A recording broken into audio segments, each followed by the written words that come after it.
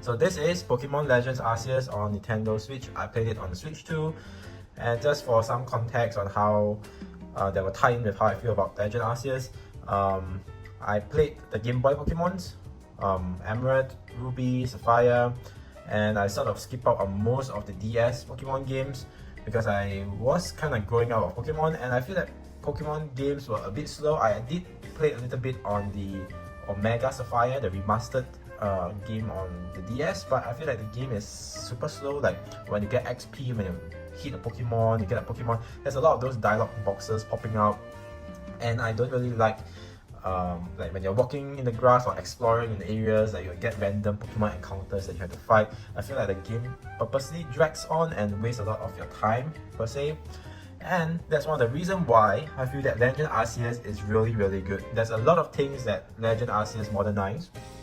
I'm not sure about the other Switch Pokemon games. There's quite a few like Scarlet Violet, which I know that, is now mainly played for the competitive Pokemons.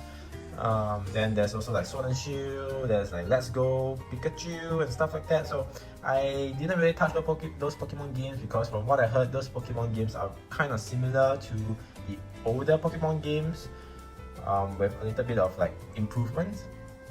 And the reason why I touched Arceus is that Arceus, from what I heard, right, and it's very true, that there's a lot of changes made to the game that really elevates the game and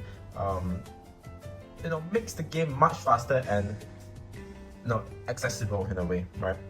So let me talk about the game real quick. So firstly, how does the game visually looks? So from what I know, Switch 2 didn't really receive any update for the Pokemon Arceus, but it does look great, right? The game does look pretty good. Of course, when you are looking into the far distance, there's not a lot of details. Pokemon sometimes just pop in, but the performance on Switch 2 is pretty good. I would say there's no lag, nothing at all. But of course, it didn't receive a graphical update, so the resolution is like the same as Switch 1. When you're playing on the dock system, it does seem that the game looks better. Of course, when you're playing on dock, there's more power and stuff like that. So it looks slightly better, but not a big difference. In terms of the art style and everything, I think it is pretty good, like the interface, the items, art style, just the general color palette is pretty good. So overall, I do think that the visuals are quite modernized in a way. I mean, to be fair, this is quite a fairly old game that was released on Switch, right? So let's skip to the main part of the game.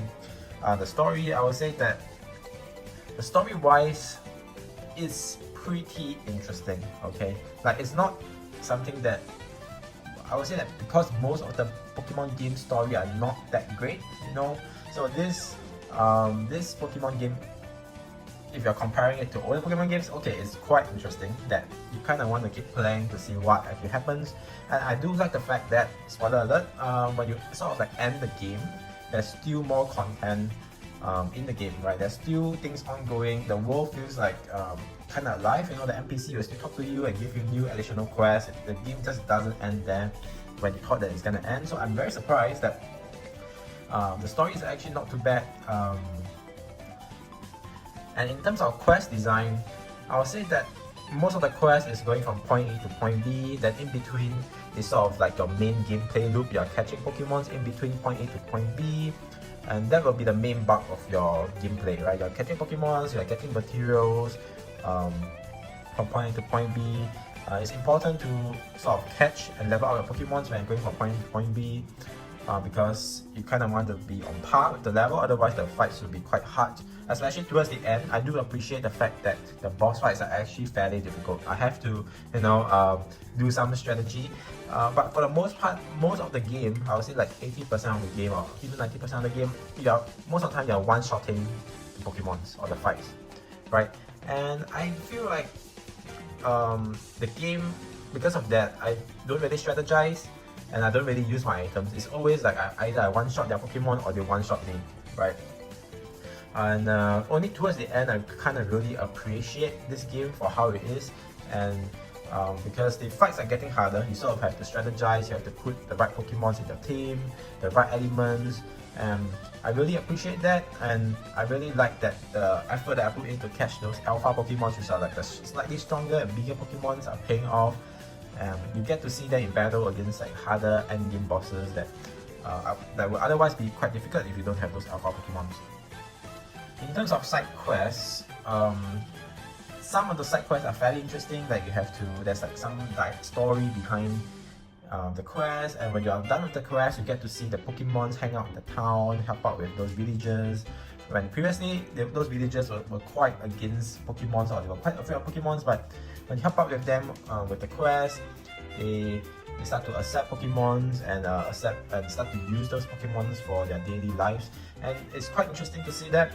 But most of the quests are fetch quests, like showing that you have a full Pokemon entry for that particular Pokemon, catch a particular Pokemon for this person, craft food for them, for that Pokemon. So most of the quests are fairly quite simple fetch quests, but some are quite interesting.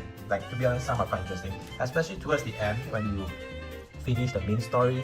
There are some additional side quests that you get out that are very, very interesting. Some of the quests are like catching legendary Pokemons and stuff like that, which I will not spoil, but they do get pretty interesting towards the end. I actually did quite a fair bit of the side quests. You can see there's a lot of side quests here. I did quite a fair bit. Most of them are fairly easy to do. Like, you probably have the resource to complete the side quests just from exploration itself. But there are some quests that are super interesting. And you can see like the rewards, most of them are just consumable rewards. Some of them do unlock new bases, some gives you evolution materials and stuff like that, and some do unlock new mechanics. So for the most part, most of the quests are fetch quests, but towards the end they get pretty interesting. So as for the map, there's several large regions that you can explore. They are quite different in terms of the Pokemons that they do have, but to be honest, most of the areas here look the same, except for the snow area. The snow area is quite distinctly different because it has snow, but I feel like the other areas look the same. I feel like they are sort of like the same place, you know, like it's not very distinctly different.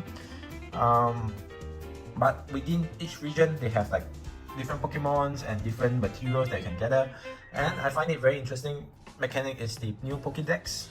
So now the Pokédex, you do have to catch the Pokemon at least one time in order to register it. But afterwards, in order to get to research level 10, you can see I got research level 4. In order to get it to research level 10, there's a checklist of things that you have to do. So you can either catch it 2 times to get another level, and you subsequently get exponentially harder, so that it sort of like incentivizes you, or like it pushes you to do the other checklist, right? You can catch large specimens, defeat it a number of times, defeat it with specific moves, and there are some sort of like feeding them with food and stuff like that. So I do really appreciate this Pokédex mechanics. I actually find it very addicting, you know, having the sound and like reaching level 10. It's actually very, very addicting to do all these checklists in the Pokédex, and I think it's a very, very good mechanics in this game. I do hope that they keep it in Pokemon ZA. I think that I really, really like this Pokédex system. And you can see over here, they are sorted into different regions. With you can see that what the Pokemon is there, and Pokemons do appear at different weather conditions. I think, like when it's at night, certain Pokemon like ghost type Pokemons will appear, and during rain time, like certain Pokemons will appear more. And I really, really like that system. And there's also a crafting system that is very simple. You collect materials and craft and stuff like that. So overall, I think this is a very good step towards the right direction for Game Freak. This is not one of those mainline Pokemon games. Like, the story is set before those quite before the mainline Pokemon games, I think, from what I heard, or maybe it could be after. Correct me if I'm wrong, but it's like not within the mainline story timeline basically. So it's called sort of like a spin-off series, and I do appreciate the things that they tried to go for, and I think it really worked out here. The catching mechanics is super smooth. Like, you know, you have to aim, you shoot and throw. It's not like in the past where you just select that you have to go and fight, then you have to go and catch a Pokemon. Now you can actually catch Pokemon outside of battle. You can use materials to make it easier to catch the Pokemon and stuff like that. I do like it. It's more faster paced, it's more action oriented. So yeah, I think it's a right step towards that direction, and Pokemons do not randomly spawn and fight with you, you know, like you can choose and pick your battles, right? You can see a Pokemon, you can sort of like just avoid it or choose to fight it. You are not forced. There's like not random encounters, right? No, Pokemons are walking in the bush, like Pokemon suddenly appear and fights you. You have no choice but to spend that 1 to 2 minutes to fight that Pokemon. Now you can, the game becomes much faster, and I do really like that. So one of the things I want to show you is that the game only took me about 20 hours to complete. You can see here, 23 hours.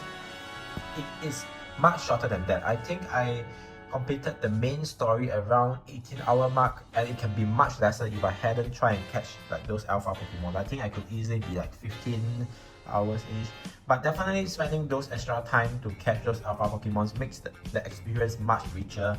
The ending, the fight, everything feels much more fun, and because you have those stronger Pokemons, right? Towards the end, there's like additional quests after you finish the storyline, so I spent additional hours doing those quests and catching those new legendary Pokemons, which were really, really fun. So I think overall the game, you could probably get a quality 20 to 25 hours out of the game. Definitely you can spend more time with it if you try and max out your Pokédex. And for those people out there, if you do max out your Pokédex, there's a special final boss for you. I didn't max out the full Pokédex, but the game does hint you from the start to max out your Pokédex, and at the end they do give you a quest saying that if you max out your Pokédex, there'll be a special final boss for you to fight. So there's actually incentives for you to max out Pokédex.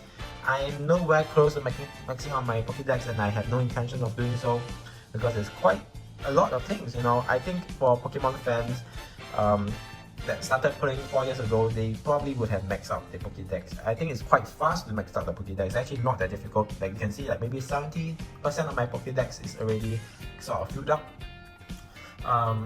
But yeah, this game is really, really fun. I recommend it if you haven't touched a Pokemon games in a long time because of the things I mentioned of like the game being too slow and stuff like that. This is much faster, much faster, much action-oriented game, and I think that it solves a lot of problems that I had with the older Pokemon games, and it's one of the reasons why I'm actually looking forward to playing Pokemon ZA.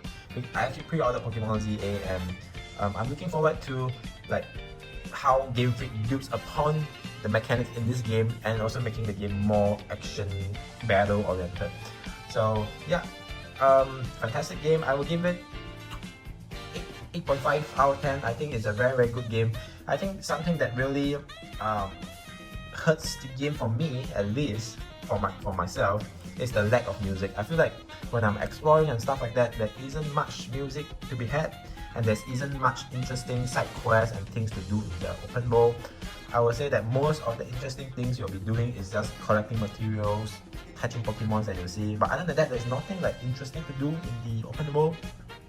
Not to mention, like, because of Switch limitation, like the draw distances are pretty bad. You can't really see what's going on. But of course, I can't blame the developer for that. So I didn't drop points for like the graphics. But in terms of like just the exploration, there isn't much to do, and also the fact that there isn't like background music. That there is background music here and there, but it's like there's not much music when I'm exploring around, and it can feel a bit empty at times.